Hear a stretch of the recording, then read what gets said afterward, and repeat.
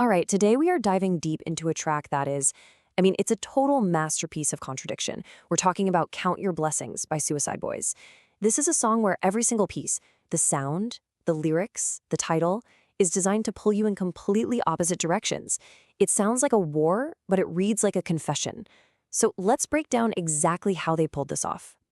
Okay, so the contradiction? It starts right there with the title. When you hear Count Your Blessings, what do you think of? Gratitude, right? Family, health, all the good stuff. Well, Suicide Boys takes that idea and just completely flips it on its head. For them, the blessings they're counting are what most of us would call curses. We're talking a deadly tolerance to drugs, a reputation for being notorious, and this bond they have that's built on pure nihilism and violence. That single piece of irony, that's the key to understanding this whole track. And believe me, this isn't just some clever lyrical trick. The whole song is built on these deliberate crashes between ideas. From the way the beat sounds to the stories they tell in their verses, it's all just a constant battle. And honestly, that tension is what makes this song so unbelievably good. And they waste no time throwing us right into their world. That opening sample, that's not just a cool intro, you guys. That is the song's entire thesis statement. Think about that line, "Follow me back to the gates of hell, we regroup at the gallows." It completely reframes everything. Hell isn't some punishment, it's home base. The gallows isn't where you die, it's the meeting spot. They're telling us from the very first second that they've built their whole identity in the darkest places imaginable. So let's get into the first layer of this contradiction, the sound itself. The beat is a total battleground. It's this insane clash between the raw, gritty, lo-fi soul of old-school hip-hop and the super clean, powerful punch of modern trap. Now, to really get the soul of this beat, you gotta understand something called Memphis horrorcore. This 90s subgenre is literally in the DNA of the Suicide Boys sound. We're talking raw, almost broken-sounding production, super haunting samples, and lyrics that are just obsessed with dark, occult, and violent themes. This is the bedrock the whole track is built on. And this is where you can really hear that collision happening. You've got the soul of the track, right? That filtered, gritty 90s sample. And then smashing right up against it is the force of these modern, super fast trap hi-hats and a snare that just cracks. Below all that, you've got this distorted, nasty 808 bass bringing all the aggression. And then this dark synth pad just hangs over everything like a fog. It's a lot. And what's so cool is that this sonic collision comes directly from who's making the beat.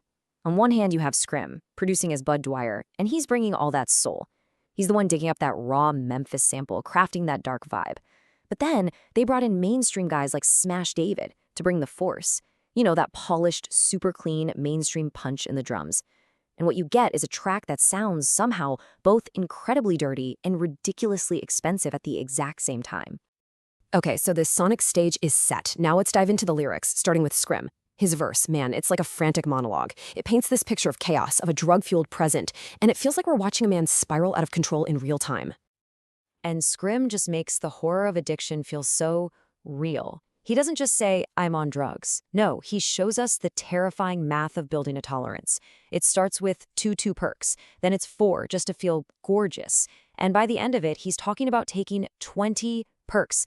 That's a lethal dose for almost anyone, and for him, it's just enough to keep the demons at bay for a little while. And then you get this line that just hits you. It's the absolute core of his crisis. "Demons steady tempting me, I'm reading 2 Timothy." Now, for anyone who doesn't know, 2 Timothy is a book in the Bible all about holding on to your faith even when you're suffering. So just picture this. Scrim is caught in a literal spiritual war, trying to read about redemption while his addiction is yanking him in the complete opposite direction. It's a man torn in two. And the way his verse ends is just, it's tragic. He lays the choice out so clearly. He knows he should be with the churchgoers, but instead he chooses the pill poppers. He sees both paths. He knows there's a way out, but he makes a conscious choice to stick with his tribe, to stick with his demons. It's like he feels he's so far gone that embracing that darkness is the only real choice he has left.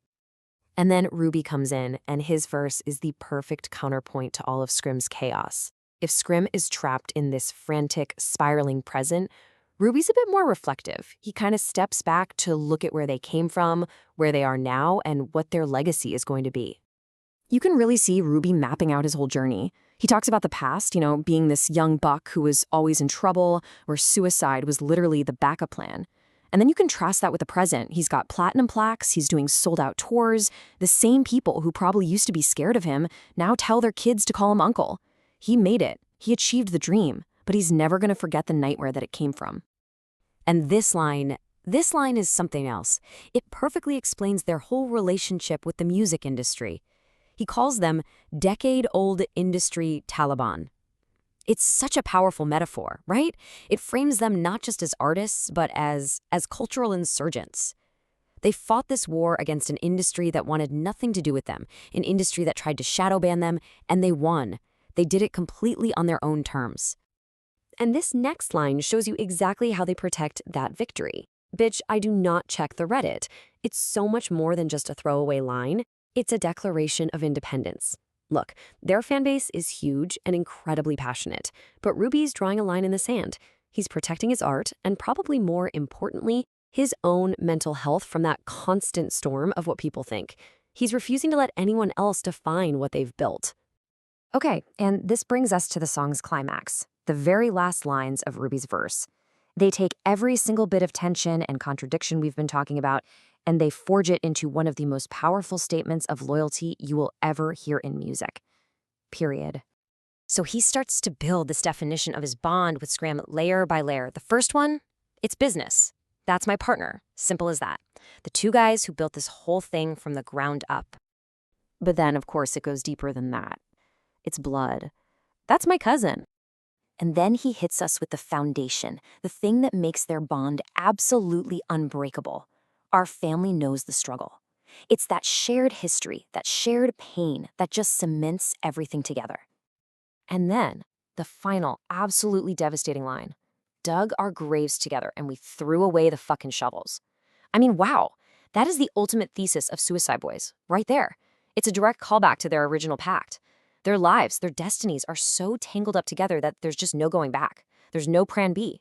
They threw away the shovels. This is an absolute all-in commitment to see this thing through to the bitter end, together.